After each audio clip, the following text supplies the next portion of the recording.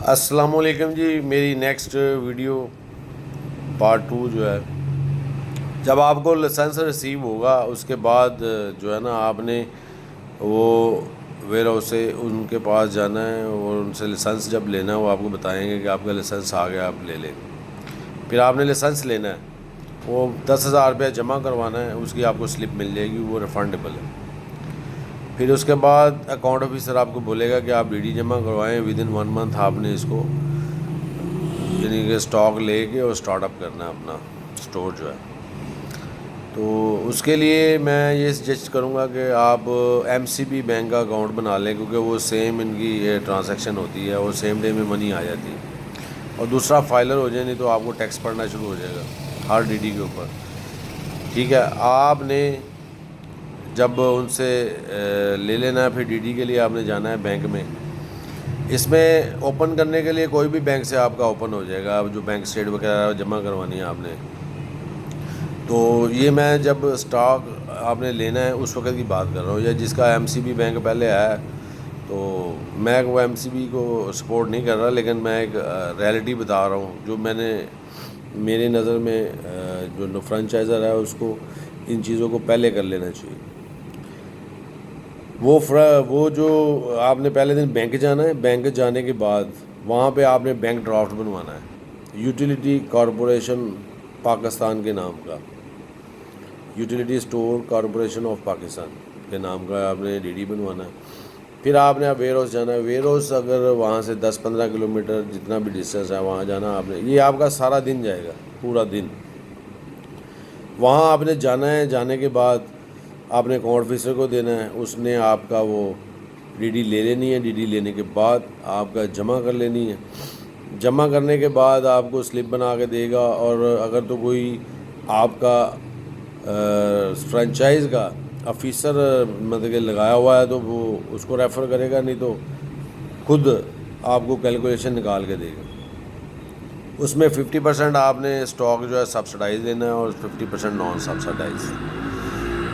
اس میں جو سبسڈائز ہے وہ جو گورنمنٹ ریلیف دیتی ہے، جو ڈیزرونگ پرسن کے لیے گورنمنٹ نے رکھا ہوا ہے کہ غریب آدمی جو ہے وہ یوٹیلیٹی اسٹور سے وہ چینی اور عام نارمل طبقہ جو تنخواہ وغیرہ لیتا ہے اور ان کے ایکسپینسو جو ہے نا وہ اگر کنٹرول کرنے ہو یا اس کو سہولت دینی ہو تو گورنمنٹ کے یوٹیلیٹی اسٹوروں سے وہ اپنا مہینے کا بجٹ بنا سکتا ہے. تو وہ ان لوگوں کے لیے گورنمنٹ ریلیف دیتی ہے. لیکن یوٹیلیٹی اسٹور جو ہے نا، یوٹیلیٹی فرنچائز جو ہے اس کو وہ 50% پہ دیتے ہیں. 50% سبسڈائز اور 50% نان سبسڈائز. اس میں چینی ہے، گھی ہے، آٹا ہے، دالیں ہیں، چاول ہے. آٹا نہیں ملتا، آٹا فرنچائز کو نہیں دے رہے، آگے جا کے شاید دے دیں، لیکن ابھی تک آٹے کا کہتے ہیں کہ فرنچائزر کو نہیں ملے گا. صحیح ہے. دوسری بات یہ ہے کہ وہ کیلکولیشن آپ کا 10% گھی، 15% چینی، 15% دالیں، چاول وغیرہ، اور پھر بی جی کا آپ کے سامان برانڈڈ گوڈس آ جاتے ہیں، اور کمیونٹی کا. وہ سلپ لے کے آپ نے ادھر چلے جانا ہے. ویئر ہاؤس انچارج جو کمیونٹی کا ویئر ہاؤس انچارج ہے اس کو آپ نے اس کی ڈیمانڈ دے دینی ہے، چینی، گھی، آٹا، دالیں.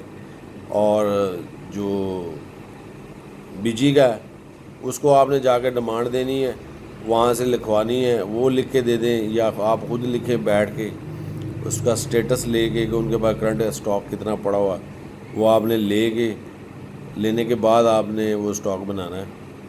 پھر آپ نے واپس کمپیوٹر سیکشن میں جانا ہے، وہاں جا کے ان کو ڈیبٹ کے لیے دینا ہے. پھر وہاں پہ ڈیبٹ کے لیے آپ نے ان کو کمپیوٹر سیکشن والا اگر فری ہے تو وہ آپ کا فوری بنا دے گا، ادروائز وہ آپ کو بولے گا کہ میں پیپر لے کے رکھ دیتا ہوں، آپ کا بعد میں بناؤں گا. ابھی یہ تعارفن ہے، وہ دیکھ جب آپ چلیں گے تو آپ کو پرابلم وغیرہ فیس کریں گے آپ. تو اس میں کمپیوٹر سیکشن والا آپ کا ڈیبٹ بنائے گا. پھر آپ نے وہ ڈیبٹ لے کے پوسٹ کرنا ہے، اکاؤنٹ والے کو جا کے دینا ہے کہ جی یہ میرا ڈیبٹ بن گیا، اس کو میرے ای سی ایل میں پوسٹ کر دیں. وہی جو رجسٹر بنایا جہاں سے آپ کو رسیدیں ملتی ہیں اسی کو کھولے گا، اس کے اوپر آپ کا ریکارڈ لکھے گا کتنا آپ نے آرڈر دیا ہے بی جی کا. اور کوموڈیٹی کا وہ انچارج سے بات کر کے وہ آپ کو ڈیبٹ بنا دے گا. پھر آپ نے پوسٹ کروانا ہے, پوسٹ کروانے کے بعد آپ نے وہی ڈیبٹ جا کے ویئر ہاؤس وغیرہ کو دے دینا ہے جا کے, یہ میرا اسٹاک ہو گیا. ابھی آپ اس میں کیا ہے کہ انہوں نے ایک ہفتے میں ایک سپلائی دینی ہوتی ہے آفیشیلی, 2-3 بھی دے دیتے ہیں, وہ آپ کی میوچل انڈرسٹینڈنگ چل جاتی ہے بعد میں کہ کس طرح سے دیتے ہیں وہ. اس میں منیمم آپ کی اس کا یہ ایک پرابلم ہے کہ دو ویئر ہاؤس ہیں الگ الگ, ان کی الگ گاڑی ہیں, ان کی الگ گاڑی ہے, لیکن ان کا جو رولز ہے اس میں منیمم 3 لاکھ روپے کے اوپر یہ گاڑی جو ہے نا مینیج کر کے دیتے ہیں.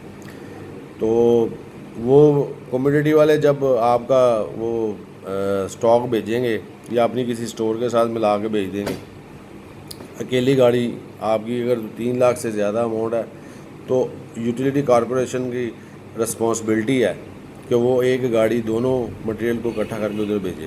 لیکن کیا ہے کہ وہ فار دا ٹائمنگ وہ الگ گاڑیاں وہ الگ ہیں, اسٹوروں کے ساتھ مکس کر کے بھی آپ کو مینیج کر سکتے ہیں.